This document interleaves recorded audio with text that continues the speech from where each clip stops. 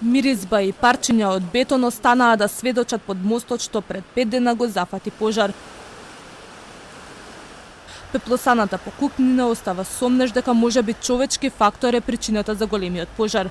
Чекајќи ги експертите да испитаат состојбата на мостот, тој е во употреба и затворен и за пешаци и за сообраќај, а до кога не се знае. И додека граѓаните чекаат подолго од вообичаеното и бараат одговори, градоначалничката Арсовска веќе втор ден бега од камерите да даде изјава.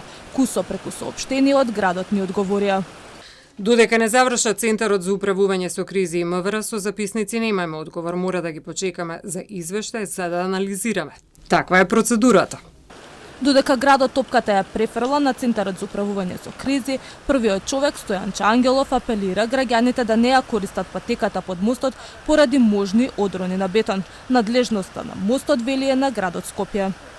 Се додека не се утврди точната штета на мостот и се додека истиот не биде саниран, не смее да биде отворен за сообраќај, ниту за возила, ниту за пешаци, но воедно е забрането и движење под самиот мост, бидејќи од мостот паѓаат парчиња тешки од пола кило до неколку килограми, кои што можат да повредат или убијат пешак, кој што пешачи по кеот, иако за волја на вистината ваквите парчиња паѓаа утрото после пожарот, ние не може да знаеме дали некакво парче расклатено ќе падне и овие денови. Затоа и апелирам до граѓаните да не минуваат под мостот, бидејќи не е безбедно. Скопјани со денови чекаат одговори од градските власти и дали сметката на градот е блокирана, а вработените ќе останат без плати и дали граѓаните ќе имаат превоз. Но досега молк. За овие проблеми на Скопјани Арсовска и Глигоров најавија дека ќе дадат одговори на пресконференција.